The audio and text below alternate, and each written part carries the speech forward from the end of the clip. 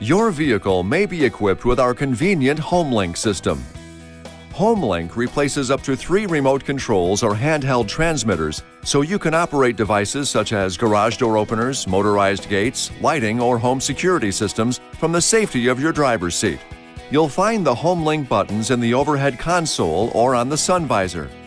To start programming for a garage door opener, first, make sure you're parked outside the garage. It's also recommended that you put new batteries in the handheld device you'll be programming. The HomeLink unit is powered by the vehicle's battery and does not require replacement. Then, you'll want to reset the HomeLink system memory. To do this, simply push and hold the 2 outside buttons until the indicator light flashes. This could take up to 20 seconds.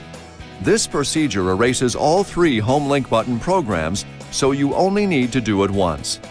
Do not erase all 3 channels when programming additional buttons. Now, before you program your HomeLink system, you'll need to determine the type of garage door opener you have. Go to the garage door opener motor in the garage. See if you can find the Learn or Train button, which is usually found where the hanging antenna wire connects to the garage door opener motor. It is not the same button normally used to open and close the door, and it may vary by name or color, depending on the manufacturer. If you can find a Learn or Train button on the opener motor, then you're using a newer, rolling code garage door opener, and programming will involve a few additional steps. If there is no Learn or Train button, that means you have an older, non-rolling code garage door opener. Once you know what type of opener you're using, you're now ready to program the HomeLink system.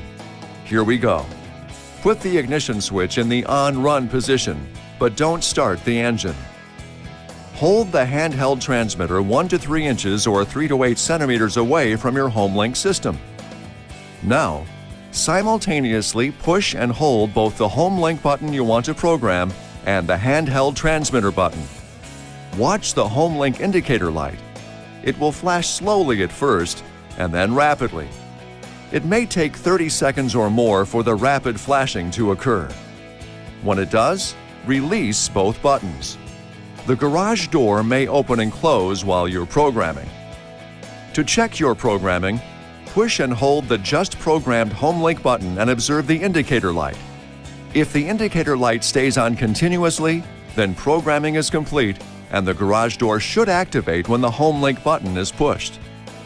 At this point, if you have an older, non-rolling code garage door opener, you're done. Your HomeLink controls and garage door opener should now be in sync. If you have a rolling code garage door opener, here's where those additional steps come into play. Go to the garage door opener and once again find the Learn or Train button. Firmly push and release it. You now have 30 seconds to return to the HomeLink system, so move quickly.